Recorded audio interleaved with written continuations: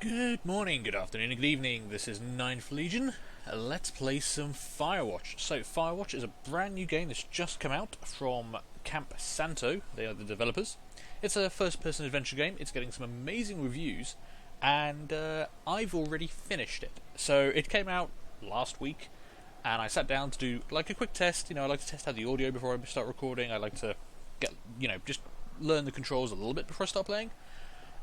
It was amazing. I'm not joking. I did it in just 2 sessions, played through the whole game. It's not a very long game, but wow, it's got a cool story in it.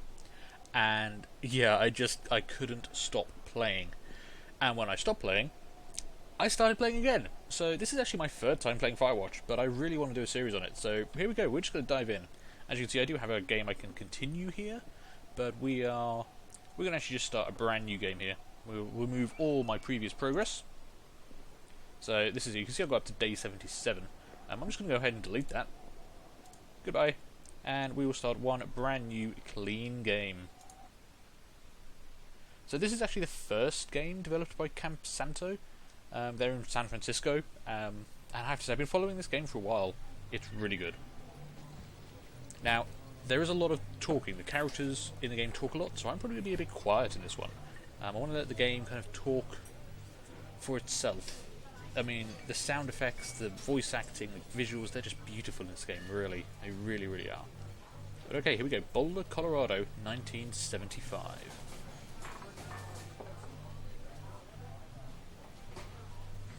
I see Julia. She's about your age, late 20s, laughing with well-dressed professors and grad students from nearby CU Boulder. You, Henry, are out drinking with your pals. You approach her. You are drunk. Okay, so this isn't the whole game. Don't panic. This isn't what the game's all about. This is just setting up our initial story of who we are and how we got to be where we are when the game proper starts. So we've just got like this little text adventure to run through, and I do like it because it gives you some cool backstory that does come up later. So you are drunk. What's your major? Or you're pretty.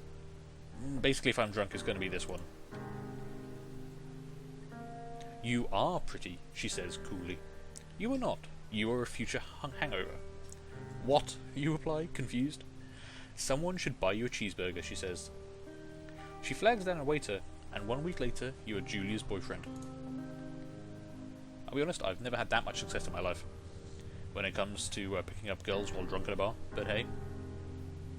Okay, so this is more of what the game is like, actually. You can see first person, interactive, and it's very stylized, but I really love it. We've got a cool orange backpack. We've got a cool orange car, or a pickup truck. There's a lot of attention paid to detail in this game. It's really what makes it so beautiful. Okay, let's get our rucksack in the back of the pickup.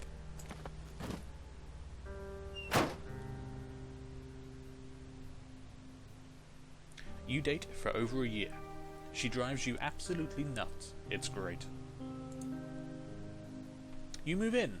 You share an apartment near the school with a view of the mountains. You two drink beers out on the deck. You drink beer just about anywhere. Life is good. Julia wants to get a dog. There's a scruffy, undersized beagle. Julia is in love. She wants to bring it with her to class. There's also an intimidating but gentle-eyed German Shepherd. Nothing bad could happen to Julia while walking this dog. It's badass. Okay, I've been in this situation before. Let me tell you a little tale about my life. I am allergic to cats. One of my previous girlfriends convinced me to get a cat. So basically, if Julia wants a beagle, Julia's getting a beagle. And she's going to name him Bucket, and that Bucket the Beagle? I mean, God, that's so cute. Beagles are awesome. German Shepherds are nice, but let's go with the Beagle. Bucket's a good dog, and a week later, you've totally forgotten about the other one. Julia loves him. You love him too.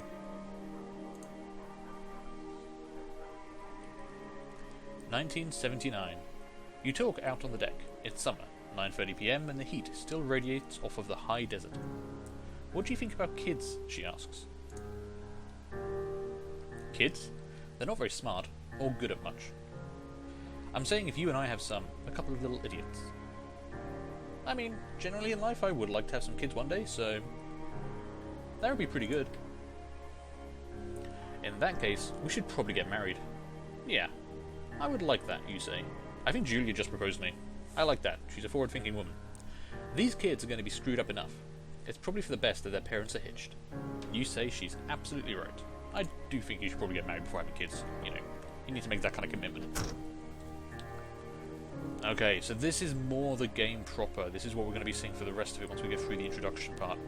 Gorgeous music, lovely visuals, and, you know, pretty good gameplay actually. The controls are quite nice and smooth. It works out pretty well. So, Thoroughfare Trailhead. Where are we? We are... Okay, so we're somewhere over here. And we are heading to here, Two Forks Lookout. We are a lookout working in a Firewatch. And what do? We watch for fire. That's pretty much it. I mean, just look at this game. Look how pretty it is. Birds, music, slowly descending darkness. It's all good. 1980. It's a Thursday night and Julia is 4 hours late. She doesn't call, you're worried, and getting angrier by the minute. She walks in after you've gone to bed. She's not quite drunk, but she's clearly been having a fun time. You fight when she gets between the sheets. I can get mad, I can ignore her. I'll probably give her the cold shoulder, you know. Like, she went out without me, why wasn't I invited out to go for drinks? I'm a fun guy. You don't touch each other all night. The next day you feel guilty for being so angry and ask her about her evening. She says it was great. You hold on to a tiny pill of resentment. You make some coffee and go to work. 1981. Julia still likes to draw. She draws plants from her research. She draws all the places you go. She draws you. You pose and flex like He-Man, or you frolic like a Victoria's Secret model. We're totally going He-Man. He-Man for the win. You look awesome. Damn right I do.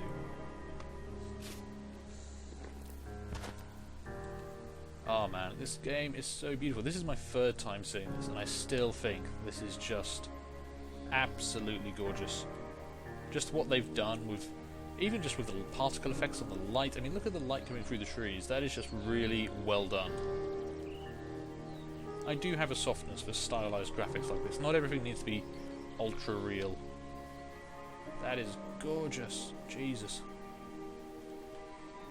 Ooh, Two Forks Fire Lookout. 8 more miles. Okay.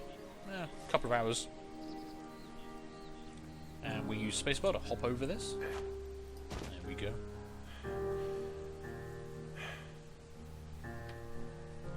(1982). During the summers, you and Julia enjoy walking Bucket at night. There's a festival in town. It brings in folks from faraway places.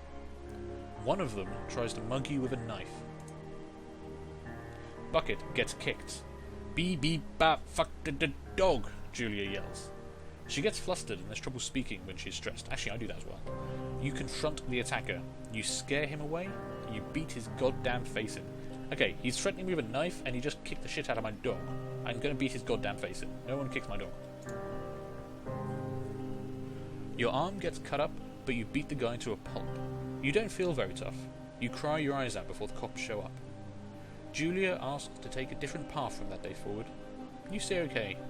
You don't want to go that way either. From then on, you walk by the river. I think walking by the river sounds much nicer personally, so I'm happy with this. 1984. Plans to have kids get waylaid by work. Julia gets offered a job at Yale. Yale is in Connecticut, 2,000 miles away. It's a great job.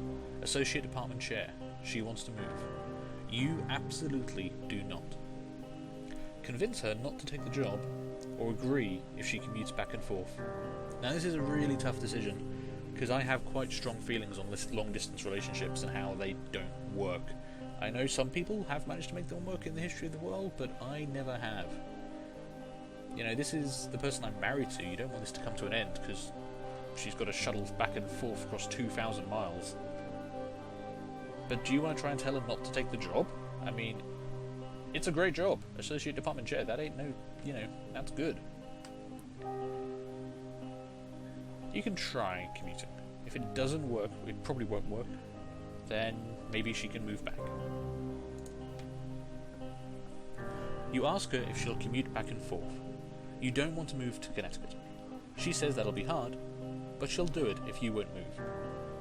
You tell her not to pass it up if it's what she wants, and that's always fair. You've got to, it is about compromise in a relationship. She agrees. She flies back to Boulder 3 times each semester. That's not too bad. You're seeing each other at least regularly. 1985. I love how the music is really kicking in now. Julia is sent home from Yale on paid leave after having an episode. She lost it on a colleague for borrowing books that were important to her research. She didn't remember she had happily loaned them to him just 2 days prior. She was found crying in the stairwell. You say that maybe you guys should talk to someone about it.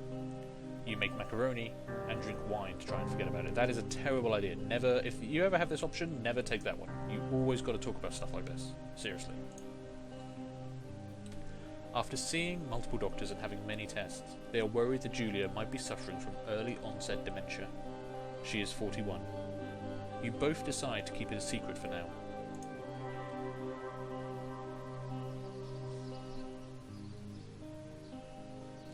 Man, I would love to go camping out somewhere like this.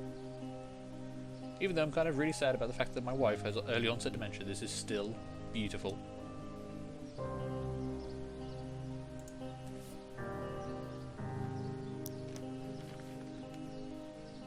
Oh yeah, He-Man.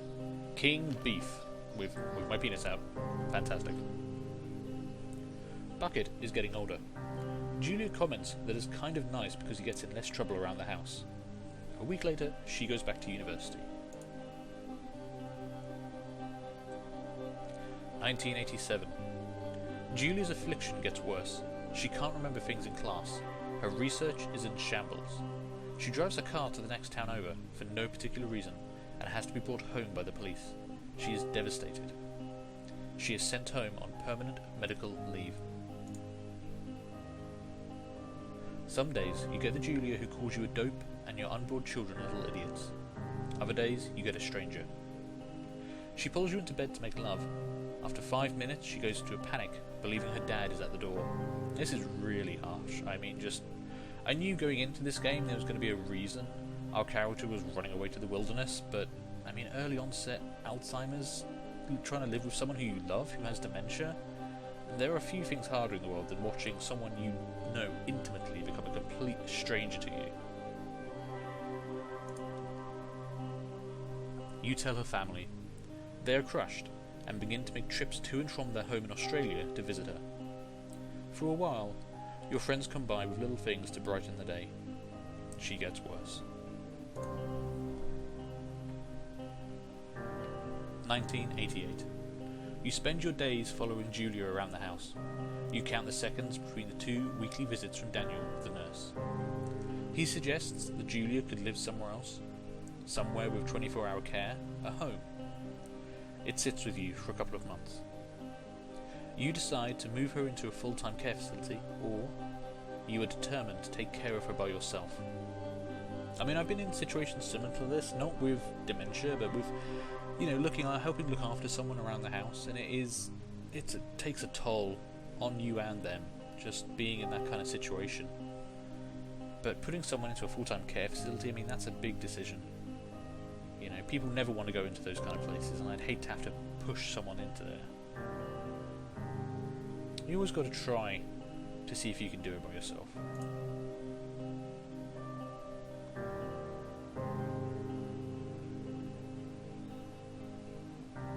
And yet this game is still so beautiful, even though I'm really sad. Oh man. I love the little mist down in the valleys. It's a nice touch.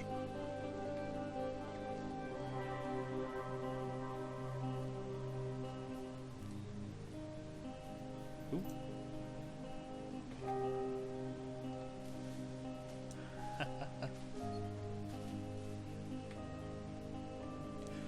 It is impossibly hard. The worst is when you get mad at her, like when she tries to cook her own food. You can't do anything without her, and she can't do anything without you. I mean, living with someone with dementia, it is full-time care. You cannot leave them alone. They could try and cook their own food and end up burning the house down. It's not their fault, it's just the way things are. When she goes to sleep, you stay up for a few hours, drinking on the deck, watching baseball in the summer, college basketball in the winter. Drinking then too. Oh man, drinking is never a solution to a problem. You start going out after you put her to bed. The first time you do it, you worry about her getting up and walking around while you're gone. You put a chair in front of the bedroom door. You trust that she sleeps like a rock. I mean, do you lock her in the room? I mean, you've made the decision that you're going to go out. You need the space, you need some way of relaxing, so you've got to go out by yourself. Do you lock her in the room, trapping her in there? I mean, anything could happen if she's locked in the room. Or you just trust that she's going to stay asleep and, you know, doesn't wake up and wander off in the middle of the night. These are not good choices, guys. These are terrible, terrible choices that we have to make here. I mean, I'm not locking someone in the room. You don't lock someone in a room like that. That would be terrible. I'm going to trust that she sleeps like a rock and hope for the best. You go to the same bar at the boring end of Pearl Street. It's nice there. Over time you tell Sheila, the bartender, everything. It's a huge weight off. You're home and in bed by 1 AM a couple of nights a week. And you look forward to those nights. Everyone needs a way to relax. Everyone's got to have something just to take the weight off so you can keep, you know, pushing on with what's hard in life. 1989. One night you are stopped at a DUI checkpoint. You blow a .1 and are taken to jail for the night.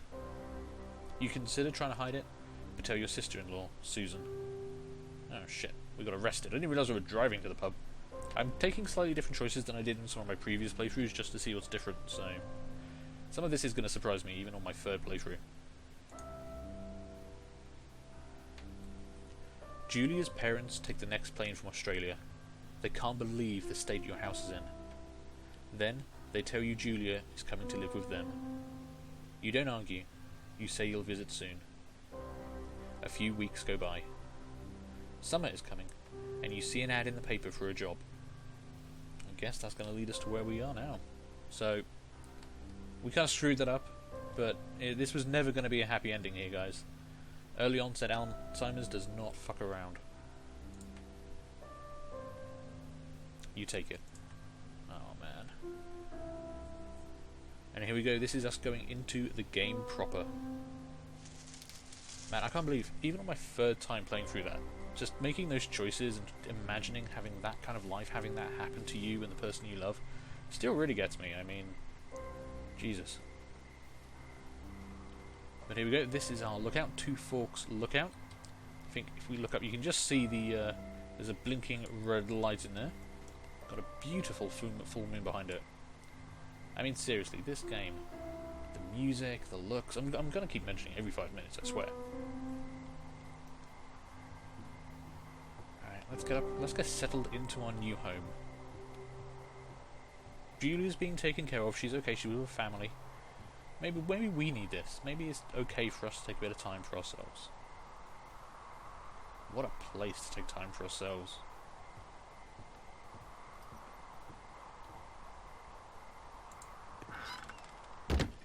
Turn on the power. Okay. Generator switch. Ooh, we have lights. We have power. Hello, Two Forks Tower. Looks like someone's been waiting for us. Two Forks Tower, this is Thoroughfare Tower. Come in. Okay, so this is how we talk to our supervisor via the radio. Hello? Whoever this is? It's Henry, right? Yeah. I'm Delilah. Yeah, that's what the guy said on the phone. So, what's wrong with you? Excuse me? People take this job to get away from something. So, what's wrong? What's wrong with you? That's a great idea. Go ahead.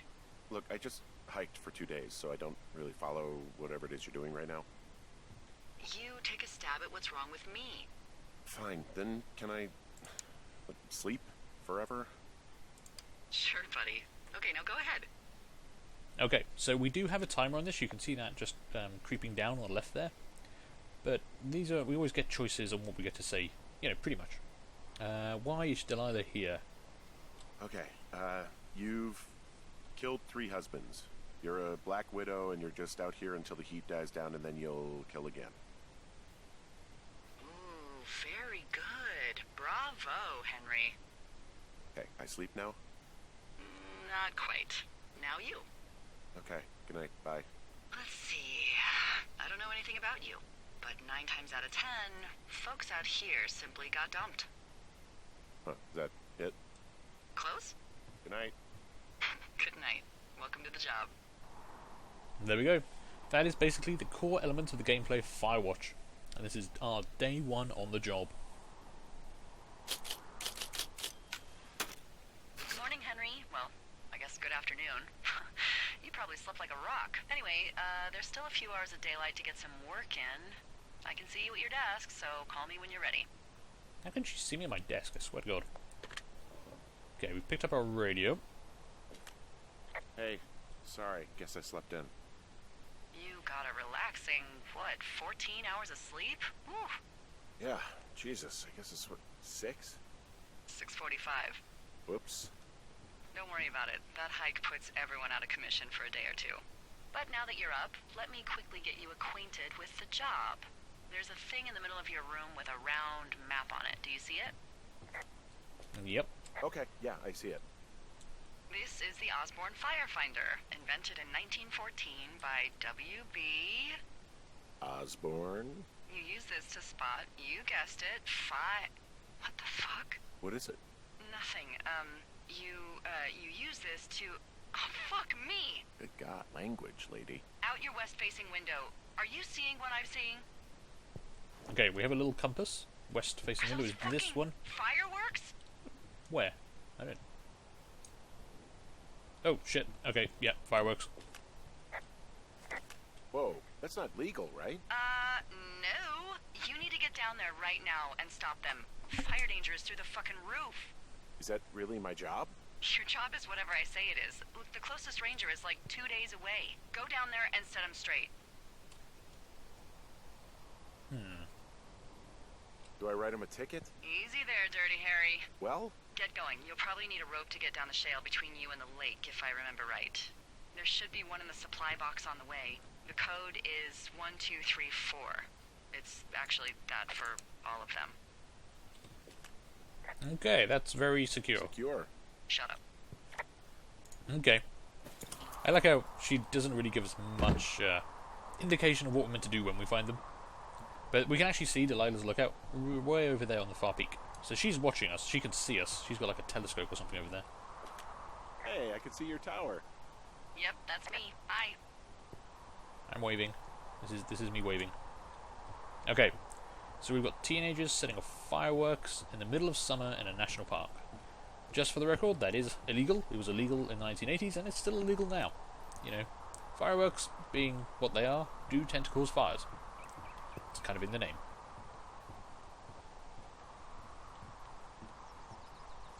Okay, so we do have a map, which we will be using a lot to try and navigate around. We can see here, we've got Two Forks Lookout.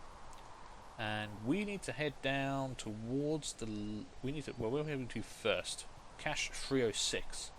So that's to the west of us, which is in this direction. Man, they're setting off a lot of fireworks.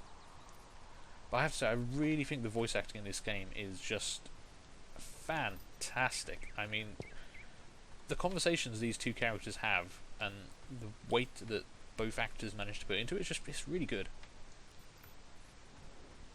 God, this game is so pretty. Look at the sunlight through the trees. I mean, Jesus. How can you not love a game like this?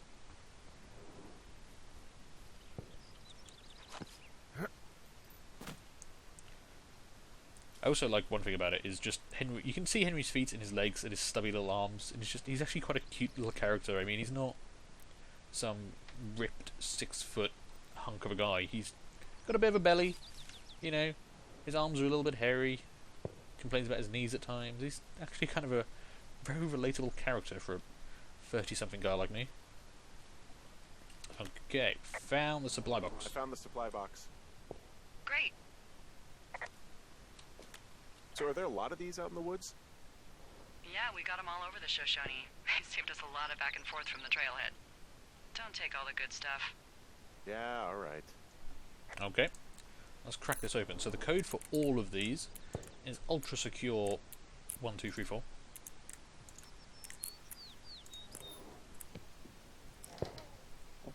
And there we go. What have we got inside here? Well, we've got the rope.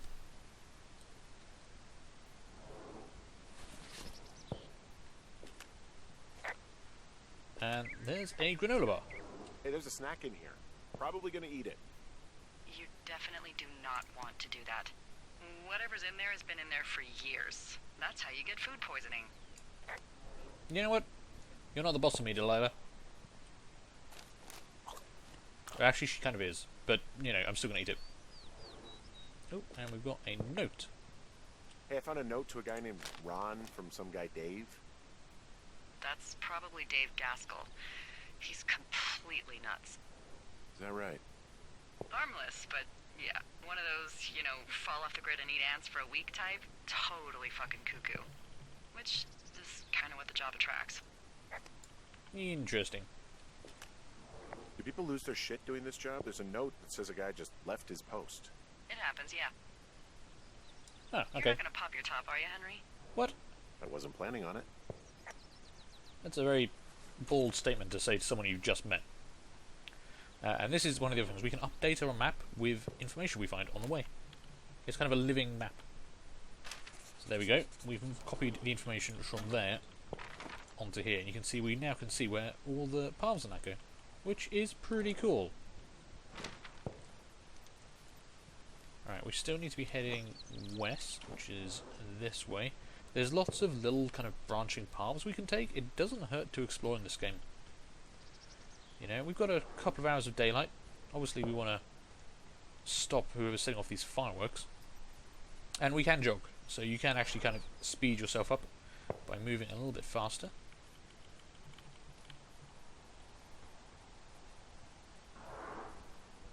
We're definitely getting closer though. You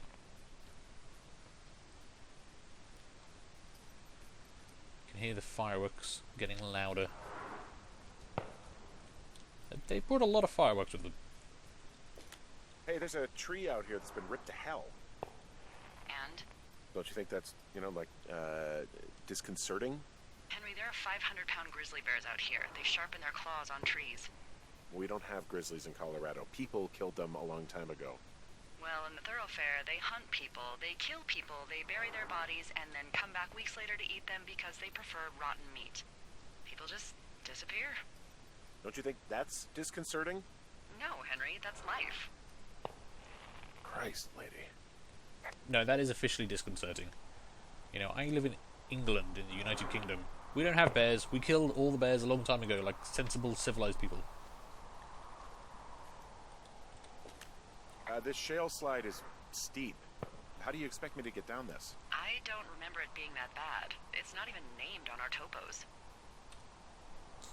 Okay, so we can actually name this Cripple Gulch, Widowmaker, or Shitty Boss is going to get me killed Hill. I like Cripple Gulch. It should be called Cripple Gulch, just east of Gonna Pee in a Bag Forever Flats. Oh, is that Absaroka Indian? Maybe Creek? That's actually English for not in my job description. So if we look at our map now, Cripple Gulch is now named. We have named this landmark forever. Right. How do you expect me to get down this? Well, did you get that rope? Yeah, I got it. Okay, just lash it to something nearby and take it slow. Okay. Hook our rope on. Henry's actually, you know, quite accomplished. Hey, I'm going the right way if I'm at the shale slide, right? Toward the fireworks? You're not lost. Those fireworks are going off to the west of you. It's down the slide and across the meadow, okay? He's pretty good at hiking. He's definitely better at this than I would be. Oh.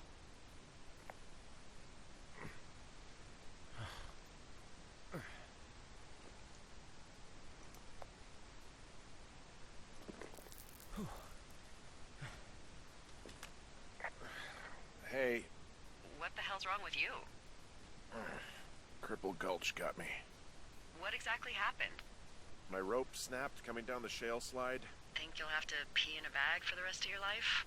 No, I think I'll make it. Well, be careful for Christ's sake. This is true. We are kind of away from people out here. Hey, there's a tie-off point off here just a little away from the shale slide. Oh, you ready to get back on that horse, huh? Well, I can't go any further is what I'm saying. That heads south down to the creek, but you should be able to get to the lake just by continuing west. Without any, mountaineering. All right. It's a long summer. You can explore later. Definitely a little bit of a hint there that we can explore later, at our own leisure.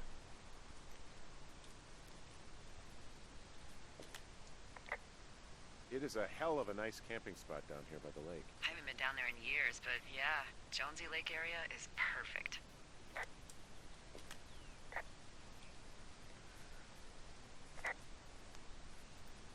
Okay, that looks like a campsite. Someone's got a fire going. I also think fires are illegal in this area.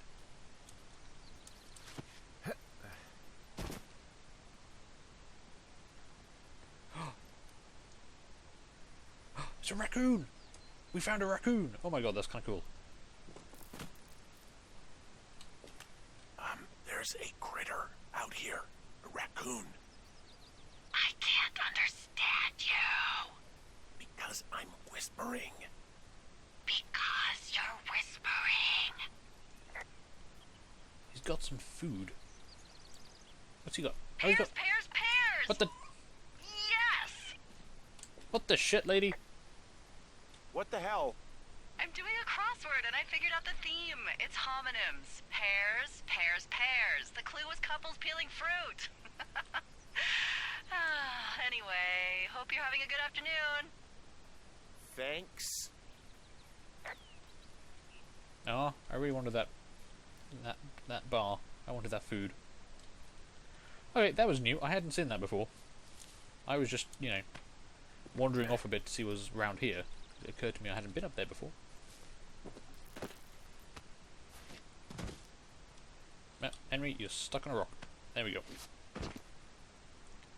That is one of the very few bugs in this game. But I think right about now is the time to take a good break before we move on to the next bit. So, thank you guys for watching. Hope you do enjoy watching me play this game. Do feel free to leave a like, leave a comment, and subscribe.